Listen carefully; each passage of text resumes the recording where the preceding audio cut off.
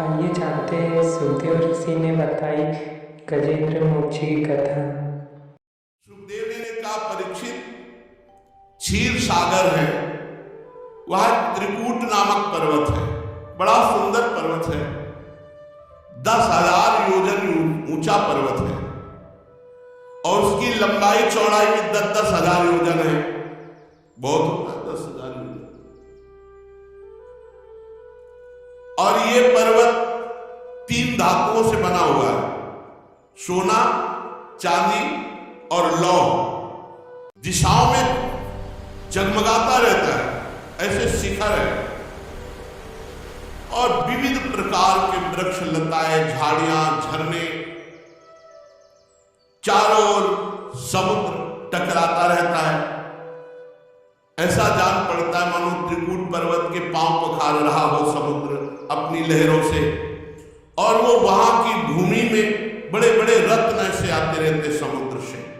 वहां बड़ी बड़ी कंदराएं हैं जिसमें बड़े बड़े सिद्ध, विद्याधर, नाग, किन्नर, अप्सराएं आदि विहार करते हैं।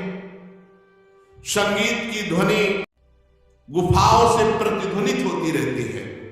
बड़े बड़े गर्वीले सिंह रहते हैं। पर्वत की तलहटी पर बहुत से जंगली जानवरों का झुंड, देवताओं को भी मोहित कर लेने वाला त्रिकूट पर्वत। वहां सरोवर, जल बड़ा निर्मल, मणिमयी भूमि, मणियों से जटी। देवांगनाएं वहां विहार करती, वहां मनुष्य नहीं जा सकते। पर्वतराज त्रिकूट में ही भगवान लोकपाल वरुण का एक उद्यान है, उसका नाम ऋतुमान है। वहां सिद्ध और देवता लोग ही प्रवेश कर सकते हैं। ऐसे दिव्य शोभायमान वृक्ष, मंदार, पारिजात, गुलाब, अशोक, चंपा, तरह तरह के आम, प्याल, कटहल, आंवला, सुपारी, नारियल, खजूर, बिजौरा, महुआ, साखू, ताड़, तमाल, असन, अर्जुन, रीठा, गूलर, पाकर, बरगद, पलाश, चंदन, नीम, कचनार, साल, देवदार, दाख, ईख, केला, जामुन, बेल, रुद्राक्ष, हर, आंवला, बेल, कैथ, नींबू, भिलावा, ऐसे वृक्षों के जंगल और एक बहुत बड़ा सरोवर अथाह, उसमें बड़े सुंदर सुंदर कमल खिले हुए, कुमुद, उत्पल, कल्हार, सतदलादि कमलों की अनूठी छटा छिटक रही थी। हंस, कारंडो, चक्रवाक, सारस, दल के दल, पनडुब्बी, बतख, पपीहा कूंज रहे और रंग बिरंगी मछलियां, कछुए उसमें घूम रहे। पुष्पों का पराग झड़ करके बड़ा सुगंधित मीठा जल हो गया था। कदम्ब, बेत, नरकुल, कदम्ब लता, बेल आदि वृक्षों से घिरा हुआ विशाल सरोवर। उस विशाल सरोवर के आसपास सुगंधित लताएं, वृक्ष। उस पर्वत में बहुत सी हाथिनियों का स्वामी एक गजेंद्र रहता था। वो बड़ा शक्तिशाली, 10,000 हाथियों का बल रखने वाला खुद था, सरदार सब हाथियों का।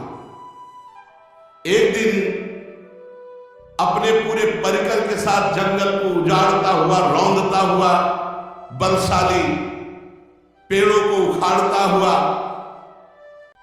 गैड़े, बाघ, हाथी, सिंह, ये सब उससे देखकर डरते थे गजेंद्र से। जो छोटे छोटे पशु पक्षी थे वो बहुत आनंद पूर्वक वहां रहते थे, और जो बड़े बड़े वो सब डरते थे गजेंद्र से। हजारों हाथी हाथिनियां उसके साथ चलती थी। वो बड़े घमंड में वृक्षों को उखाड़ता, पहाड़ को कपाता हुआ, मद टपकाता हुआ जल पीने के लिए उसी भारी सरोवर पर गया। व्याकुल हो गया था प्यास से, सरोवर में चल पड़ा, जल पिया और बहुत जलकेल कर रहा था अपनी हाथिनियों के साथ। अभी थकान नहीं मिटी थी कि बड़े भयंकर ग्राह ने उसका पैर पकड़ लिया। जब वो उन्मत्त होकर सूंड से जल अपनी हाथिनियों पर डालकर आनंदित हो रहा था, उसी समय प्रारब्ध की प्रेरणा ने एक बलवान ग्राह उसके पैर को पकड़ लिया। अब वो अकस्मात विपत्ति में पड़ गया, सारी शक्ति लगा दी, पर ग्राह को नहीं छोड़ा पाया। अब जब दूसरे हाथी हाथिनियों ने देखा कि हमारे गजेंद्र को ग्राह ने पकड़ लिया, तो सब सूंड से एक दूसरे का सहयोग करने लगे। वो भी प्रयास व्यर्थ गया।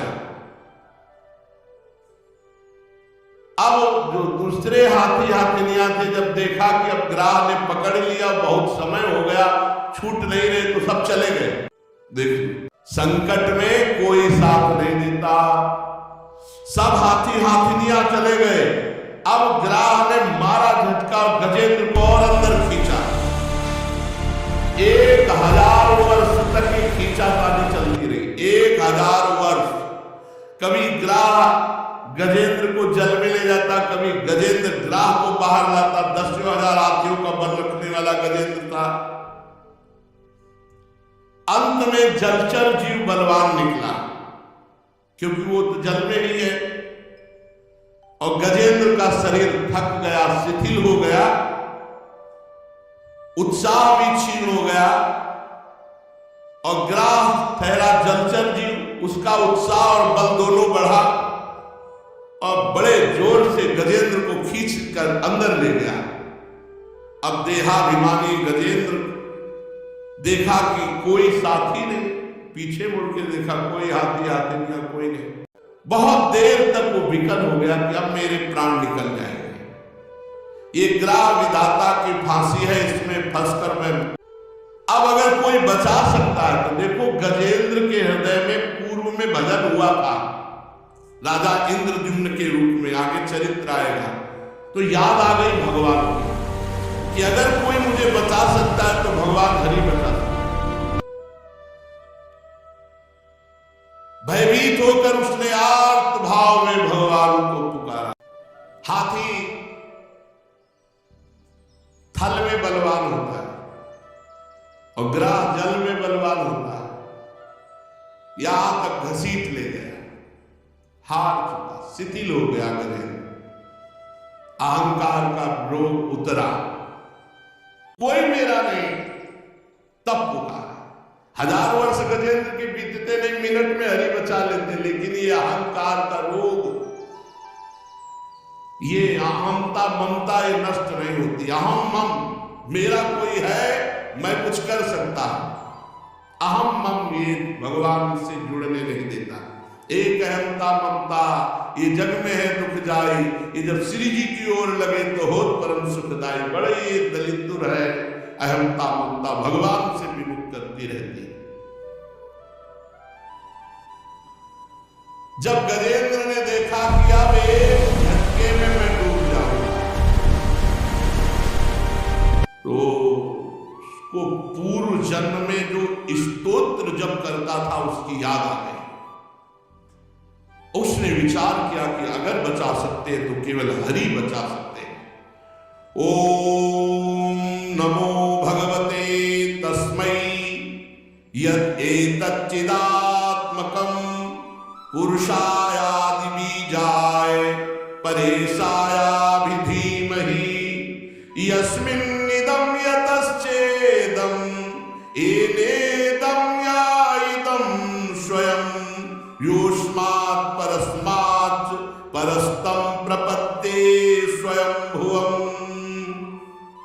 जो जगत के मूल कारण है, सबके हृदय में पुरुष रूप से विराजमान है, समस्त जगत के एकमात्र स्वामी है, जिसके कारण संसार में चेतना का विस्तार हो रहा है, उनमें प्रणव स्वरूप ओंकार स्वरूप भगवान को नमस्कार करता हूं,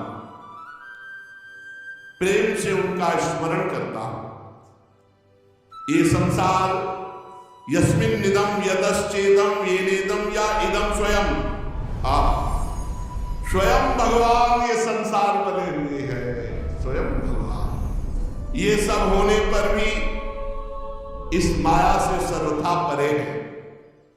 स्वयं प्रकाश, स्वयं सिद्ध, ऐसे सत्तात्मक भगवान श्री हरि की मैं शरण लेता हूं। ये विश्व प्रपंच उन्हीं की माया से उनमें अध्यस्त है।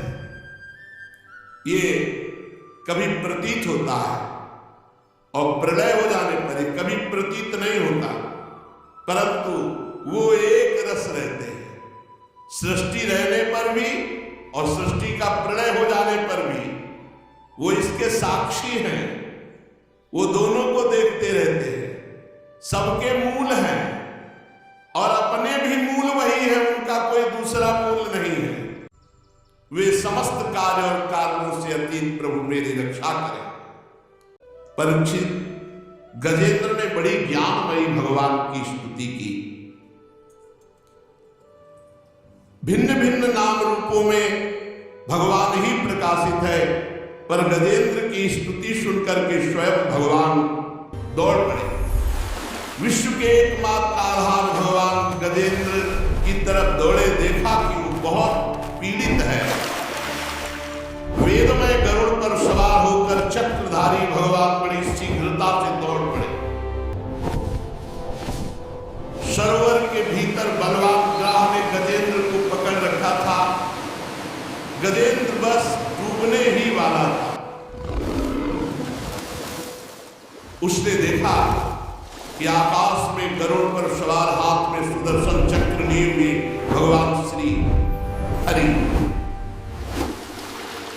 उसने उस सरोवर से पुष्प सूर्ण में लिया और ऊपर उठाया और बड़े आर्त भाव से भगवान को पुकारा, हे हरि, हे नारायण, हे जगत गुरु, हे भगवान, आपको नमस्कार।